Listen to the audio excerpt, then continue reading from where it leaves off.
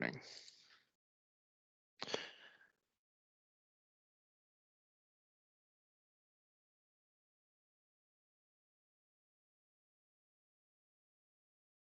Now you're thinking about the future next. Hello, everybody. Hi. We'll just give people a few more minutes to come in, and then we'll get started.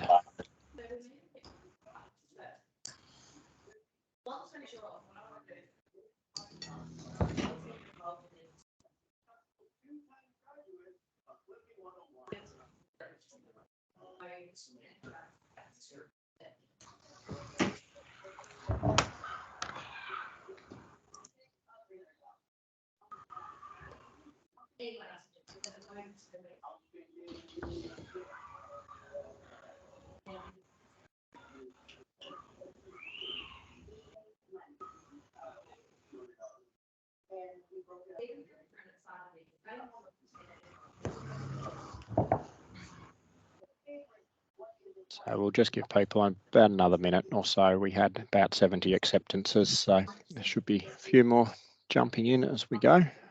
Just for those who are already online, we are recording today's session with a view to being able to reuse this for others.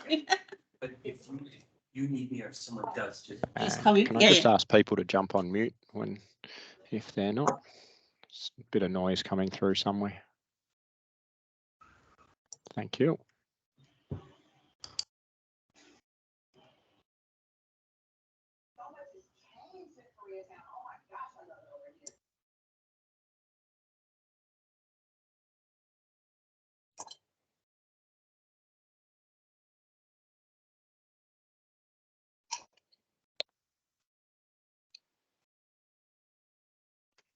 All right, well, I'm conscious that we only have an hour, so as other people join, we'll let them all in, but I'd like to welcome you all to the Business Renewables Buying Group introduction webinar.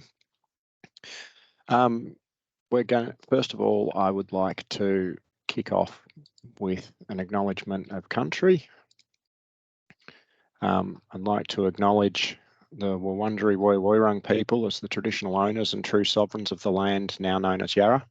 We also acknowledge the significant contributions made by other Aboriginal and Torres Strait Islander people to life in Yarra.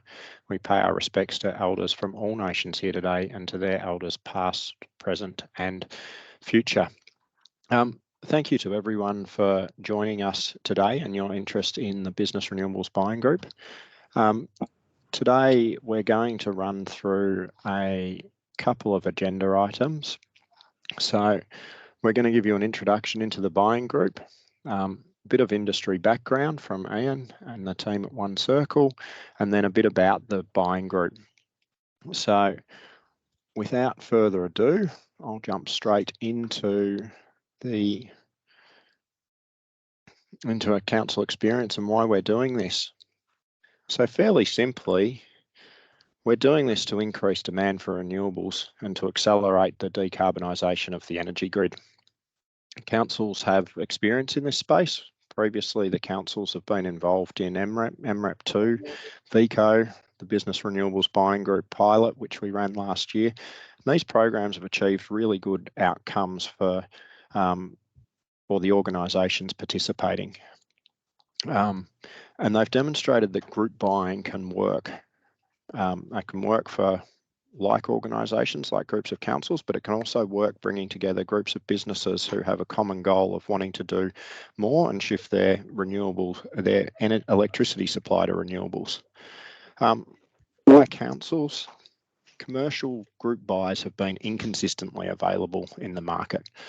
Facilitation of groups has been costly and time consuming, but the benefits of good groups have been really significant. So what we wanted to do was be able to fill the gap and ensure that businesses who wanted to go renewable had access to a process that was repeatable, affordable, and provided access to some of the larger scale deals that the bigger organisations have been able to use in the past to start and make their transition to 100% renewable energy. And in the process, drive further investment in renewables and give confidence to new generation assets that they can have offtakes. So who's done it? Lots and lots of businesses. This is just a really small snapshot of some of the businesses, but as I say, lots of those big names who are big enough energy purchasers to do it on their own, but then others who are smaller and have been able to do it as part of some really good groups.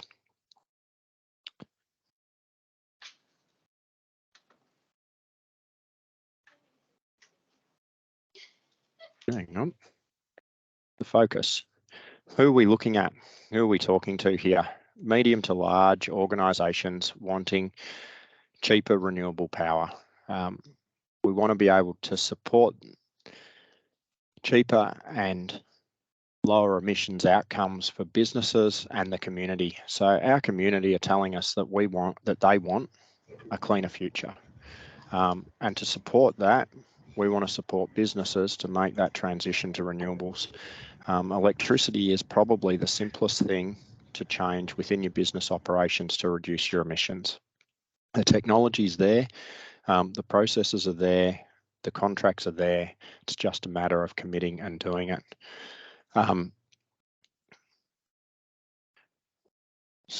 Support stakeholders' decision making. So the group's also going to be able to facilitate timing and scale. So with scale, you get purchasing power.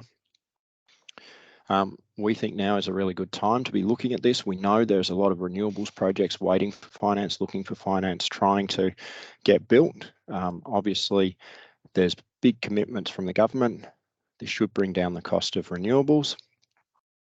There's also stakeholder support and decision making. So there's lots of organisations out there who are willing to provide their support, work with groups, provide their experience because they've previously perhaps already gone to renewables, or they're experienced in the energy markets and they're already relatively sophisticated, and they want to help other organisations to join them on the transition to renewables.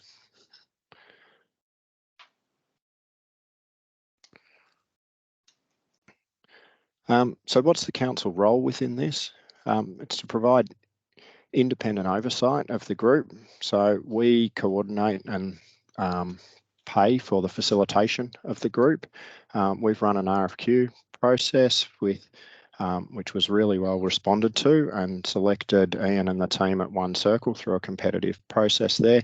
And we continue to monitor and oversee what they're doing around the facilitation of the group. We want to make this repeatable. So if this doesn't suit your business today, but you're looking at it and going, okay, we've made commitments around 2025 or 2026 or 2027, and our next energy contract comes up in 2026, we want you to be able to know that there's going to be an option there to facilitate entering into a group purchase, rather than the ad hoc notion of previous group buys, or that feeling of I've got to do this my own and I may not necessarily have the experience. Who do I go to? Is how expensive is that going to be? What's that going to cost? So we want this to be repeatable until it's redundant. And essentially that means that until we have 100% renewable electricity in the grid or near enough to it, that organising group buys isn't making a difference to the demand for new renewables generation to be built. We want to share our experience. We've been there and done that. As council groups, we've also been arranging group buys for quite a bit of time now as well. It's also part of building our connection to business. Businesses are going to be a huge part of a clean future, and we want to be able to work with businesses and link them up with active communities who are already actively involved in this space and want to be buying goods from businesses who are doing the right thing by the environment, and with that, it's important for communities. All right. With that, I'm going to pass you over to Ian, who's going to run through an industry introduction. And if anybody has any questions, please put them in the chat. We will have time for Q&A at the end. So without further ado, Ian Jennings from One Circle. Good afternoon, everyone. Very nice to meet you in this virtual way. I'm I'm going to be going into two main areas. One, a little bit on where the industry is in terms of prices, and that's both standard power price and renewable options. Clearly, our focus today is about getting to renewable power. So I'm going to talk a little bit about that, because obviously there's been lots of chat through the press over the past 18 months in particular, and then the specifics of the buying group. And if you're interested, how you can get a part of it and to work out in more detail. So a little bit on the industry, and the right reason why we do this, we find most people have some knowledge, but some holes in that knowledge. I want to give a little bit of context around where prices are today, so you can have a bit of a go at positioning where your organisation sits, and then what this could mean for you. So firstly, just a little bit about when we say we're going shopping for renewable electricity, what are we really shopping for? Now, I think everyone probably is aware of an electricity bill. And if you're a medium to large energy user, you tend to see all the detail of all the components that go up to make a bill. What we see is when you go buying for a competitive retail electricity agreement, what you're really shopping for is the cost of generation and the price of the retailer margin. Those two components are what makes up the competitive part of the bill. The cost of getting the power from the generator to you as a customer, which is the transmission and distribution costs, that is not competitive. That's a regulated price.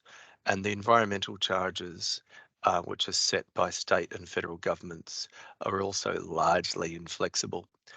Technically, metering is competitive, but it's comparatively, truly small for most bills. So when we're going shopping, we're talking about the generation cost and the retailer's gross margin in this mix.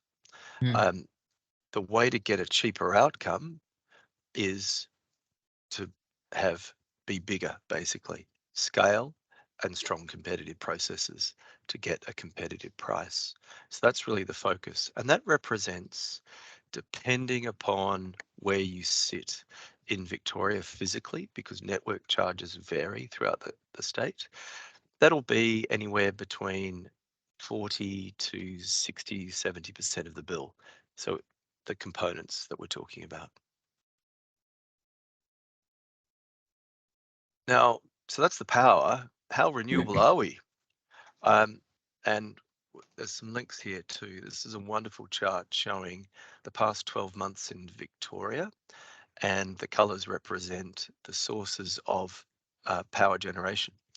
Brown is for brown coal, the Latrobe Valley, which has of course been the backbone of Victoria for a long time. Blue, hydro, green, wind, and yellow is solar. So you can see the contributions. Now the solar, it's hard to make out in this chart. There's actually split between solar farms and the solar we have on our roofs as residential and business customers. So you can see a significant contribution, in particular that wind makes in Victoria. So it makes most New South Wales and Queenslanders love the 4 seasons in the day because we get to use all generation forms. The top right chart shows literally 24 hours of Sunday, and you can see the significant amount of solar that contributed on what amount was a nice day yesterday in Victoria. What we've seen over the past 12 months is 41% of generated electricity is renewable. That's the actual output.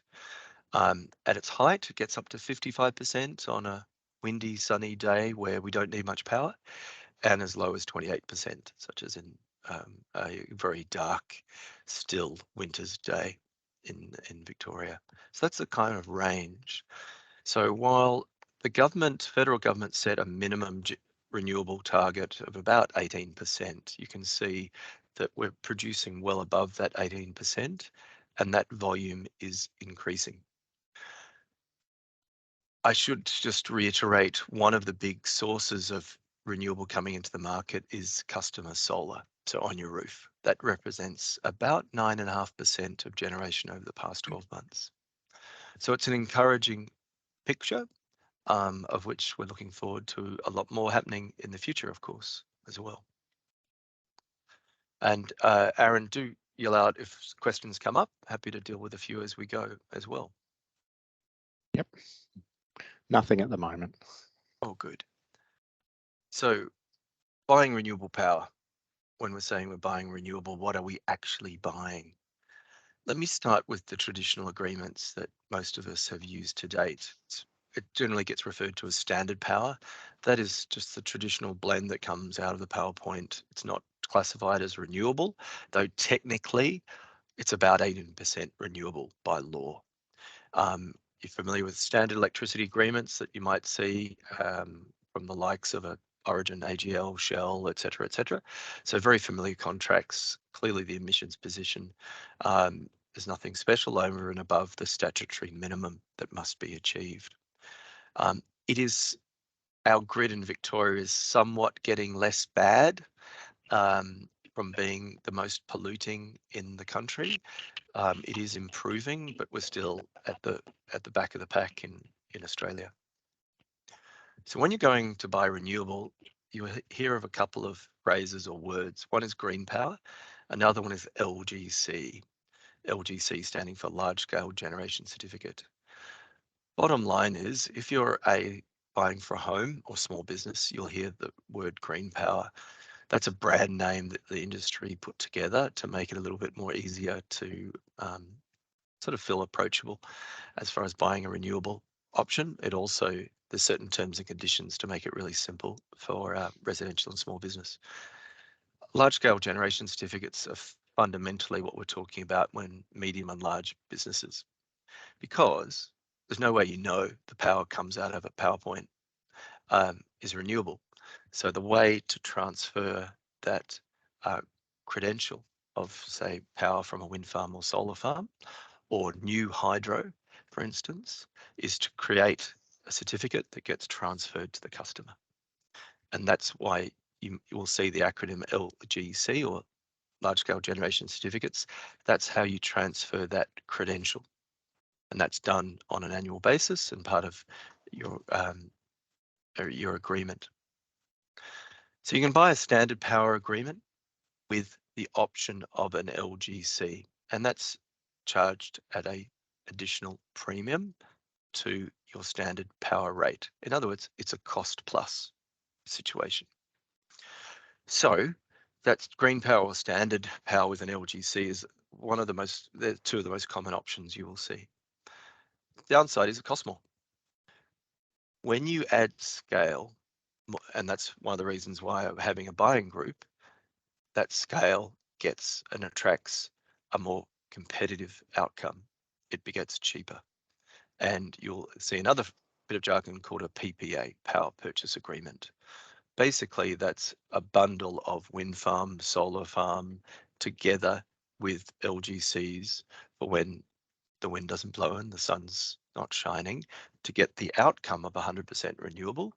But nevertheless, it's tied to certain infrastructure assets or a bundle with a retailer. So it's a little bit different. You could argue it's a little bit more complex, but it's not necessarily contracted in a complex manner, but it can be, but you get a better price for that outcome.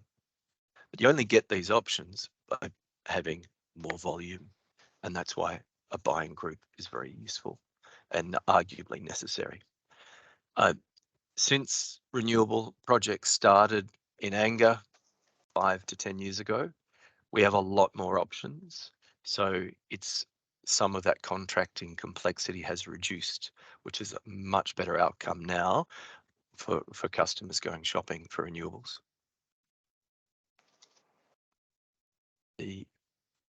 No questions on this one. So basically when we're going for renewable power, we're buying either a standard power with LGC or it'll be known as a retail PPA.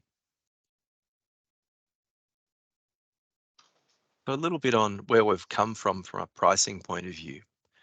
This chart shows wholesale prices, not retail. So this is the cost of generation sold onto the spot market with ASX energy futures. So this is public information. Blue columns show the demand for power in Victoria over the past 20 years. The dark blue line shows the weighted average price in each year. And the orange line is the average over the 20 years, just a simple average, which is about 5 cents a kilowatt hour, just a bit over 5 cents a kilowatt hour. What's really useful, by the way, no inflation is applied. These are just the actual numbers for each year accordingly.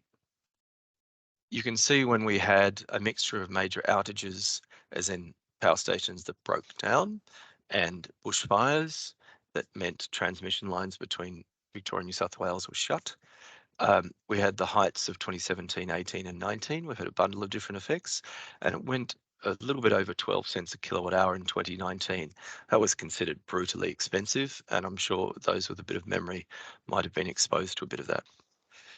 And then in 2022, the impact of the Ukraine war on the demand for Australian black coal and gas made prices clearly triple.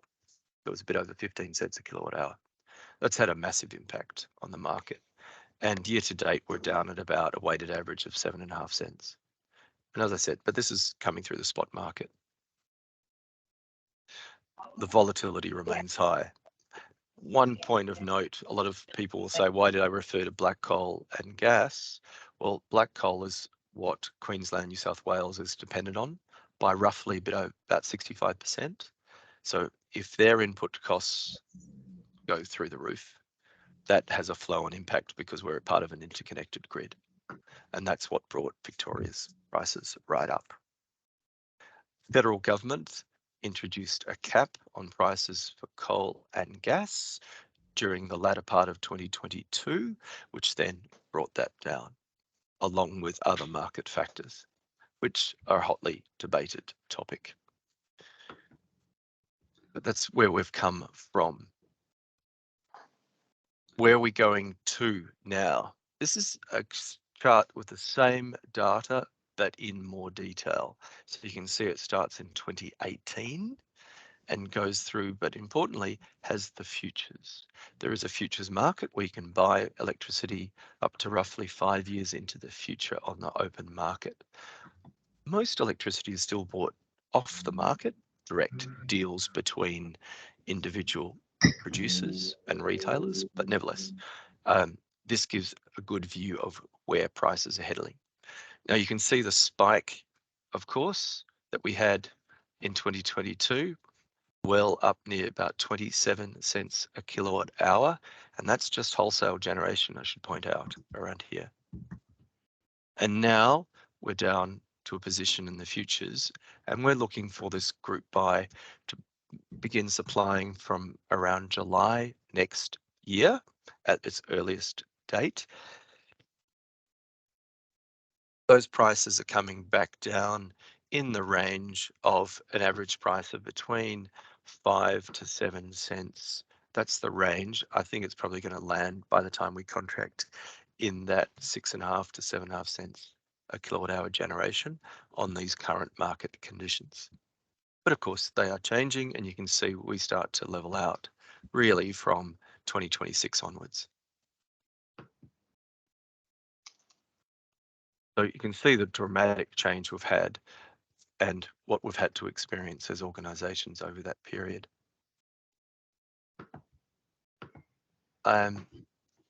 One quick question from Tony. Hi, Tony. Can we buy into the group at a later date? We have a contract ending until December 2024. Yes, it is very normal with a buying group to have staggered start dates because, of course, you bring 20 or 30 or 40 people together. Their existing agreements will have an end date that will usually be different. Many are centered around a calendar year, but many are not as well. So that is fine. So bottom line is we can have staggered start dates, and depending upon the number of probable participants and the volume, we can run multiple buying groups as well. So there's some of the mechanisms that we can deal with different dates. So it's completely a straightforward outcome. One back on the chart, just on LGCs, I mentioned that they're the fundamental item you buy to prove it's renewable. That's the credential that comes through. The benefit that we've seen of the increase in renewable generation is prices for those LGCs have come down. So more supply has come down. And that's sitting, and it has been sitting at around about 4 cents a kilowatt hour equivalent. This is in dollars per LGC. 1 LGC equals 1 megawatt hour, which is 1,000 kilowatt hours. So a $20 LGC is 2 cents. So you can see in this chart how we went really high 2016, 17, and we've come down. We've been sitting roughly around that $40 or 4 cents a kilowatt hour equivalent is where we're going. Longer term pricing that we see on various deals have it coming down further. So in isolation, that's the type of price point that we've seen. I should point out, you will be hearing a little bit more talk around federal legislation in this area because the law has an expiry date of 2030 that covers this. So the government's working on the replacement legislation. Clearly, the legislation is all about providing the structure in place to manage renewables.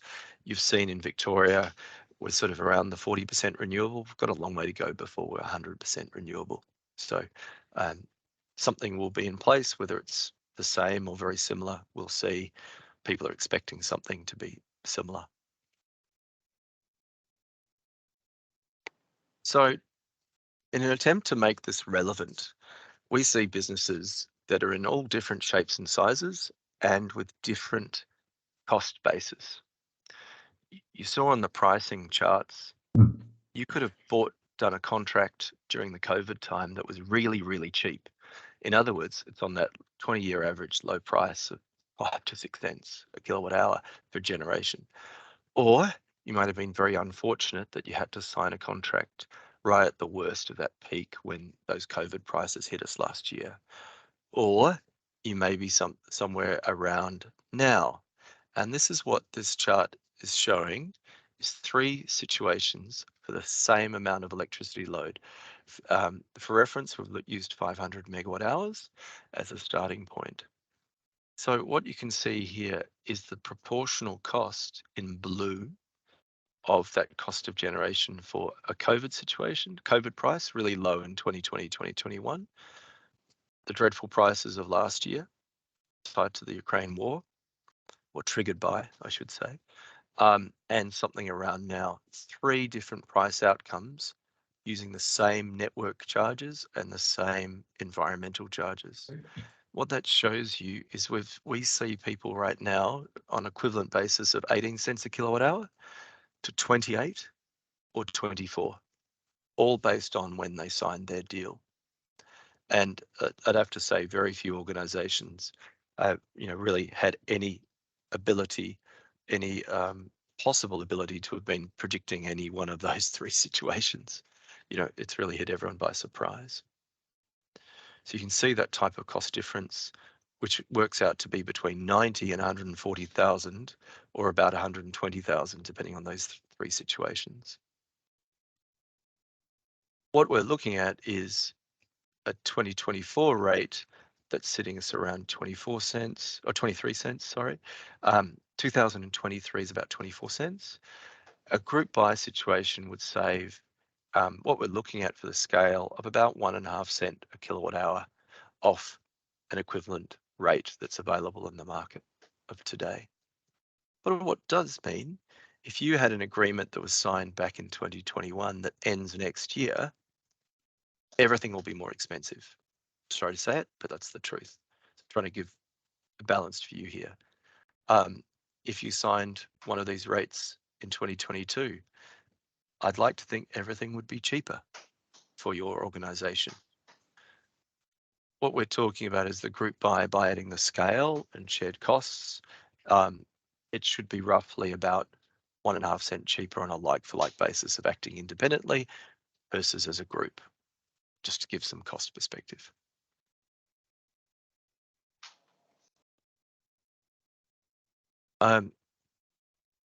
Right. So we've got one question from Joel.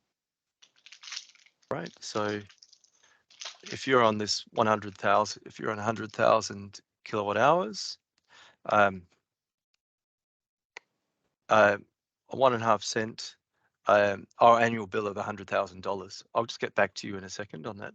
Just run the calcs. So we're talking on that competitive component of around 12 cents. It's about a 10% reduction in generation cost. And depending on your proportion of the bill, that gets halved, typically with network costs being about half. So it gets down to about a 5% reduction in total cost. And then when you apply that, we're doing this for a 5-year term, a longer term, then that gets compounded on top of that. So it's a per annum rate.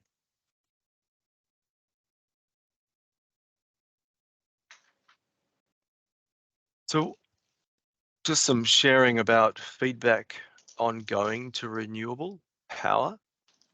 Many organizations for the first time will refer to different outcomes as what's important to them. Of course, they've done it for reasons around sustainability, but sustainability can often be around what is referred to as an emission risk or liability.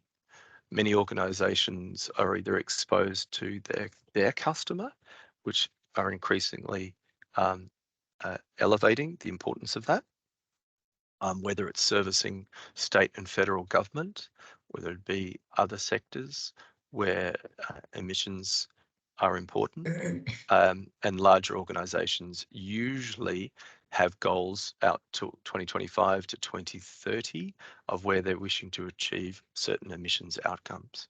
And electricity gets bundled into the scope 2 emissions in greenhouse gas reporting, and that's a very significant improvement. The other thing is for offsetting emissions, electricity and buying in a buying group can often be a lower cost outcome for many of these organizations, but with the credibility that they can use with their stakeholders. And I'll be quite frank, when I say credibility, renewable power here will often be seen as of greater credibility than perhaps an emissions reduction scheme in another country that might not have the same level of auditing and oversight in place. So there's some of the factors which organizations weigh up. Another thing that comes through is on the leadership aspects. Many use it as a marketing point of difference. And this is over and above the cost items that I've referred to as well.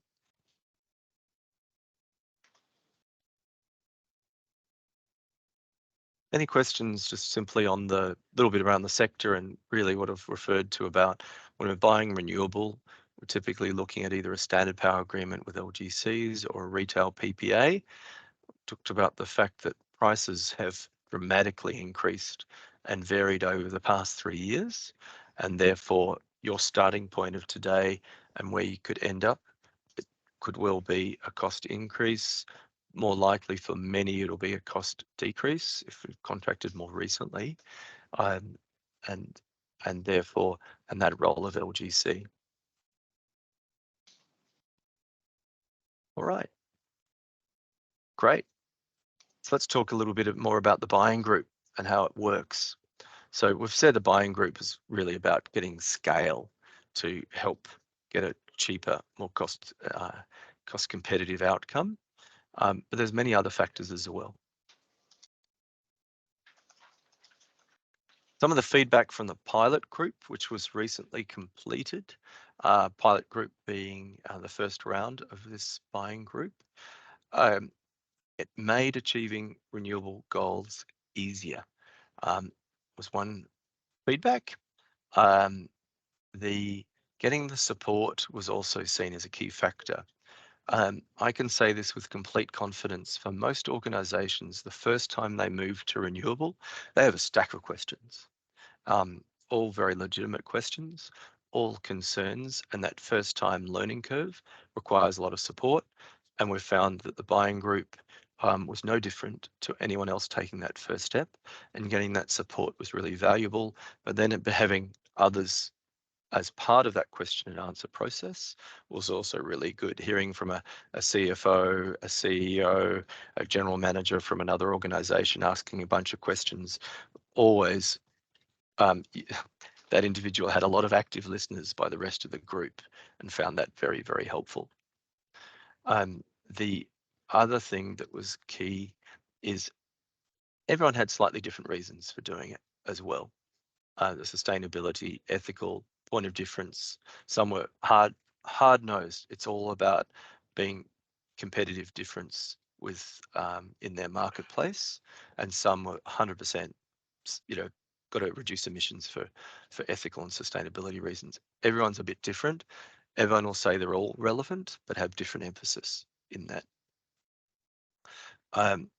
The reasons why those that didn't join the group in the first instance, well, sometimes wasn't sure what's happening with their own business. They were either in growth mode or thinking to sell certain properties that would consume a lot of power.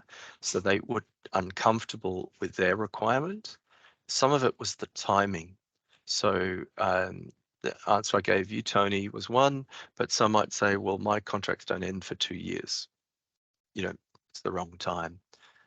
On those dates, and they said, but I'll come around next time. So there's some of the feedback from that group. And we've got a question from Tony. Is it possible to predict the cost difference between renewable energy through the group or a contract for standard supply as per our current arrangement? The truth of the matter is one can only do it by getting actual prices on the table. So I regret I can't predict with accuracy.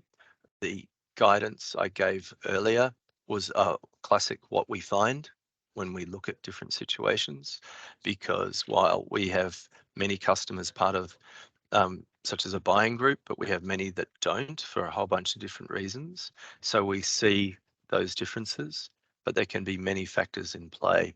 So Tony, can never be accurate on that point. I'd love to be, but I can't. Sorry. I think just to expand further on that though, and we can get a better idea if you go through the expression of interest process and provide and with a copy of bills and things, then we can have a look at where you're at currently and your current size and scale, because depending on how much extra scale you're getting from the group can drive some estimates in that space. I think, is that fair to say, Anne? Yeah, that's very correct. So for instance, if we're talking about a consumer that uses, 1,000 megawatt hours, for instance, 1,500 megawatt hours, but we're talking a group buy position of 40 to 50,000, that scale difference is very significant. So we can give indications of where those benefits would sit and the quantum. So that's an estimate. I probably took your words, Tony, a little bit too literally about predict. You can imagine someone like me wouldn't like to give you a prediction, but we can give that scale, that order of magnitude, if you like, of where the differences sit, and that's through the expression of interest process. Yeah. I'll come on to the fees. I'll come on to the fees in just a second, Paul. And glad a guesstimate is good, Tony. We're good at guesstimates. On the group buying, so its purpose, it's buying renewable power. A 5-year term is what we find is best value for money in current market conditions. That buying scale we typically see is 5 to 20 times acting individually. I think everyone can appreciate that's significant scale difference. Lower risk and getting more capacity is important.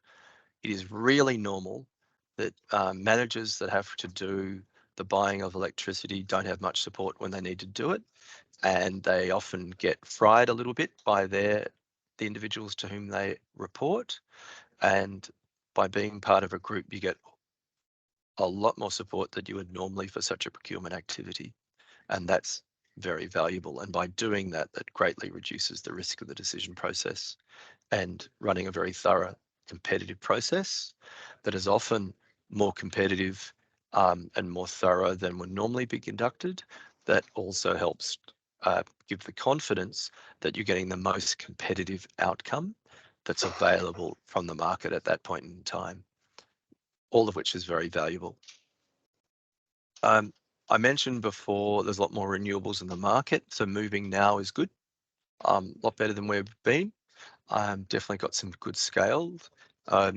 I won't make a judgment of your respective business or organisation's customer expectations, but having worked in the sector for a very long time now, I would honestly say that expectations have heavily lifted, even with the challenges of cost of business and cost of operation, cost of living. The expectations are still very solid and haven't changed. Basically, there's more expectations and it's tougher. Hence, having a process like this is helpful. Another thing that's doing it is we've got the councils here giving support. The pilot group's been really supportive. People are wanting to help newcomers do this. And even if you have renewable power today, the buying group here gets the scale to do that more competitively. And that's what we saw with the pilot. Australian Catholic University was already 100% renewable electricity nationally. They lent their scale to the pilot group because that helped them get a better outcome and share the costs. So they won by doing that, by also giving their scale of all of New South Wales, Queensland, in addition to Victoria. So, you know, works both ways. In terms of timing, today is really one of the key launch events to sign up interest, hence the expression of interest. We'll be running that for the next few months with a view that we'll be conducting the procurement activity in that May, June into July, that rough timing. And the agreements would start around that point as well, with a 5-year agreement term. We fine-tune those dates once we know what the group is forming, and we go from there. We can compress procurement timing as needed, typically no shorter than a process of about 2 months to run a fully multi-round competitive process, but we can modify that once we know who's in the group. I'm just wondering, shall we look, Aaron, a couple of questions? Yeah, a couple of questions have come through. So one, I know we've got some slides coming up around the costs, but there isn't broker fees there. So I guess just for Paul's benefit, you know, the councils are picking up the cost of One Circle running the facilitation and the project management side of it. There is energy advisor fees and there will be legal fees, which will run through, but there isn't broker fees or trailing commissions attached to it, but we'll get to that. Giles asked, is it beneficial for us all to help find companies that are already 100% renewable to offer their load to this group, or is council doing this independently? So Joel, we're all looking for recruitment for businesses for whom this would be a good fit. By all means, if there's businesses who have contracts expiring, who need to renew a renewables contract and they want to be part of the group, they are more than welcome. Are we specifically targeting them? Not specifically, but as I say, everyone's welcome. You know, as long as you've got a commercial meter here in Victoria, you are eligible to join the group. I hope that answers that question. And we'll be coming on to costs in just a minute too, so it covers that one off. So just how do we go from where we are today, more or less? Today's an introduction, then have a conversation. And you've got our contact details at the back of this presentation, but basically there's a register your interest from the expression of interest to get the scale on matters, and then we'll follow up and help on qualifying how this could be relevant for you.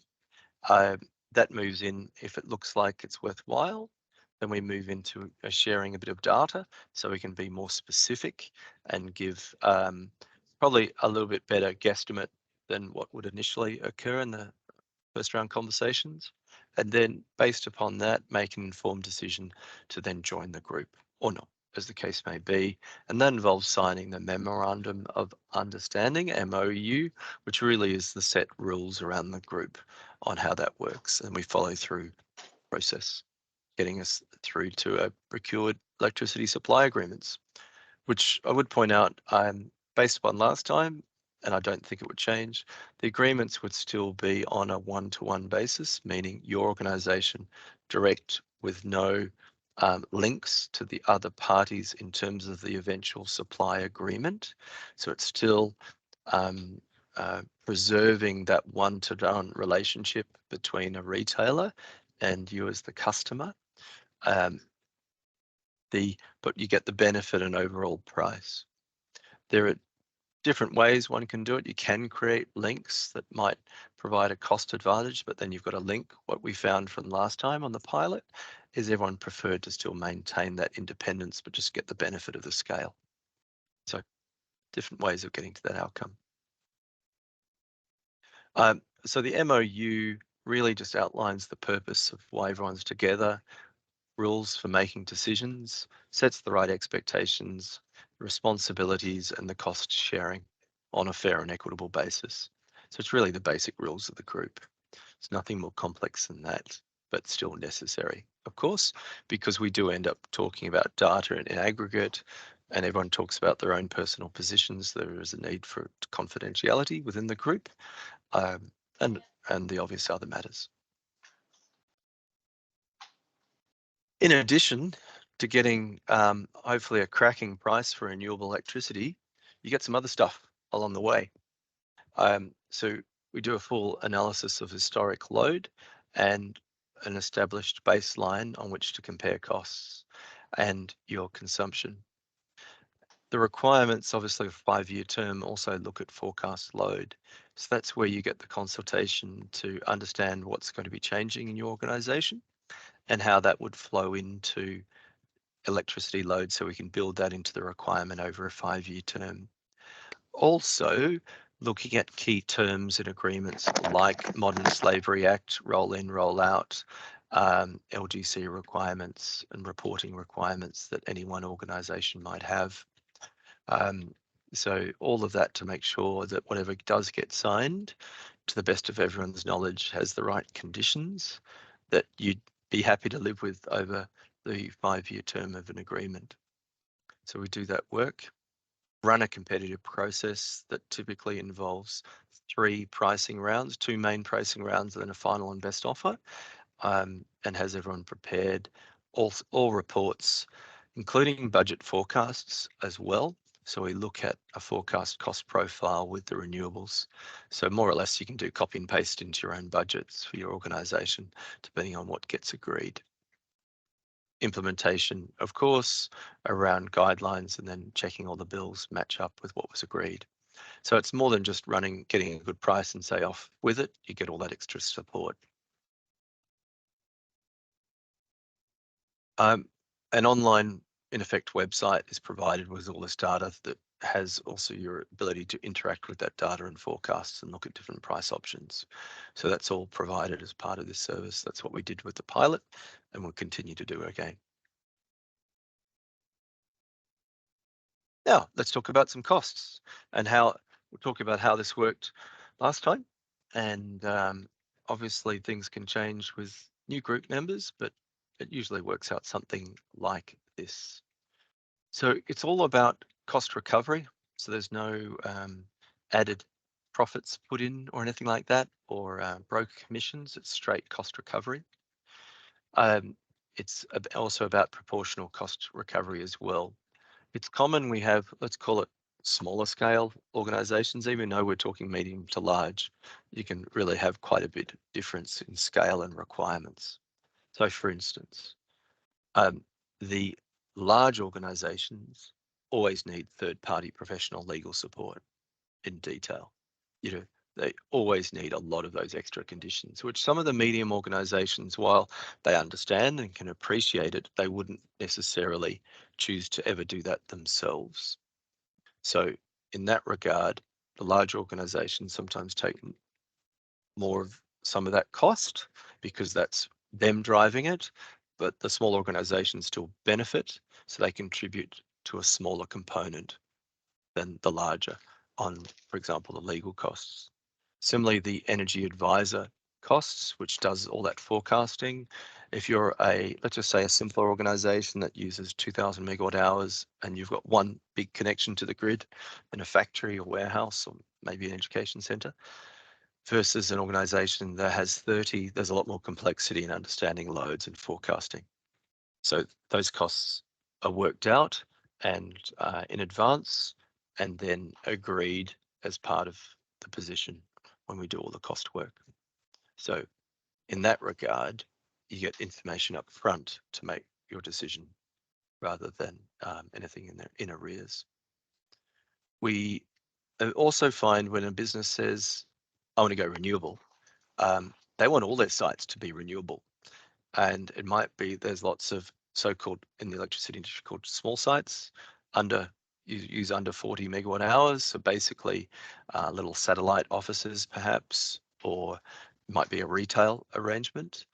So we ran a parallel process to deal with all the little stuff in parallel, so that the said organisation,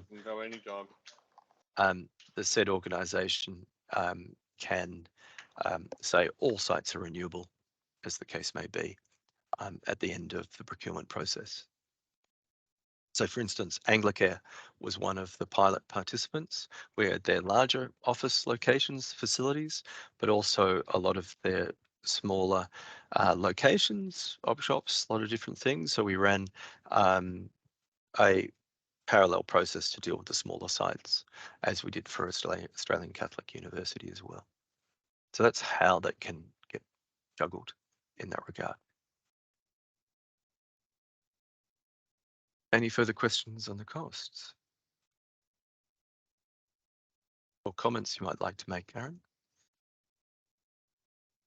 No, I haven't got anything much to add to that. Just those costs, you know, the assumptions there around a pro rata breakup of the legal fees that we experienced in the pilot group, and obviously complexity and things comes into it. So they are estimates, but we think they're pretty good estimates.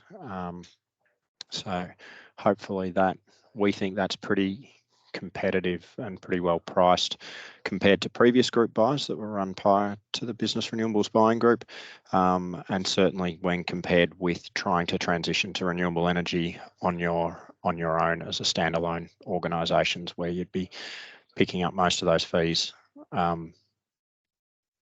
individually without being able to split them and share them amongst the group. So certainly think there's quite a few benefits there from the group perspective.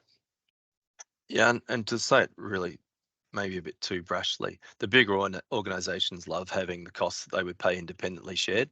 So for them, they're giving their scale to create buying capacity to the slightly smaller organisations, but they get some cost benefit. The slightly smaller organisations that might not necessarily have perhaps done the legal work love getting that additional security for those steps. That gives them some confidence. The quid pro quo is the buying scale that we go shopping with is usually 5, 10, 20 times bigger than them acting independently. So there's a good give and take in that position accordingly.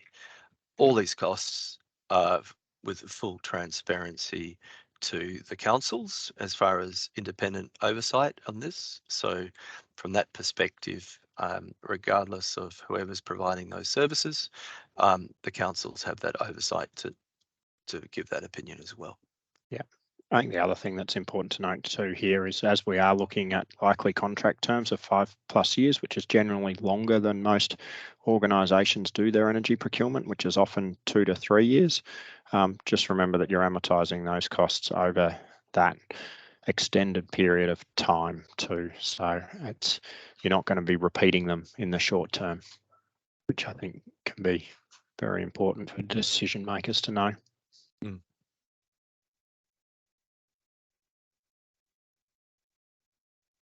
So in summary, obviously, Aaron gave you a bit of an introduction to the experiences the councils have had over the past 5 or 6 years, including the more recent buying group, giving you a little bit of perspective of where we've come from a cost position, from being at the lowest point on a 20-year average position during COVID to the highest on record last year and on our way down, to be honest. Buying renewable power really means buying LGCs. That's what we're doing, buying LGCs, but by getting the scale of a buying group, we get an improved cost position in terms of the rates we can get from the market. And secondly, the transaction costs of running the process get shared, which is great. And that's, as Aaron said, amortized over the 5 years, spread across that period. In terms of a process, we're recruiting over the next few months with a view of getting into the procurement, ready to commence supply from roughly July next year, and can handle start dates, probably anything up to 12 to 18 months within that period, depending on when your existing agreements end. But that said, we might run multiple buying groups depending upon the scale and quantity of people that we get together. That's all to be determined. So in terms of next steps, we ask you to, if you're interested, submit an expression of interest or give us a call. So that QR code gives a link through to the expression of interest form, and these are our contact details as well. To give us a call, or of course your own council contact to whom may have or brought this webinar to your attention as well. And I get there's a couple more options too, Aaron, is there? But they were the ones that I had listed. That pretty much covers it. But yeah, Right. so we will be circulating this presentation to everybody who registered to attend, along with a copy of the webinar if there's anything on here that you want to rewatch or show to others, so that will be available. Before we do finish, has anybody got any questions? Want to put their hand up? Or we can put them in the chat. Otherwise, if it's all quiet, I'd like to say thank you to Ian and the team at One Circle for presenting today, and thanks to everybody for joining us. I know I always get a lot out of it, and I hope that the businesses online here have as well. But yeah, we'll leave it open. If anyone wants to ask any questions, you can, but if you want to drop off, go for it. Thanks, everyone. Thank you.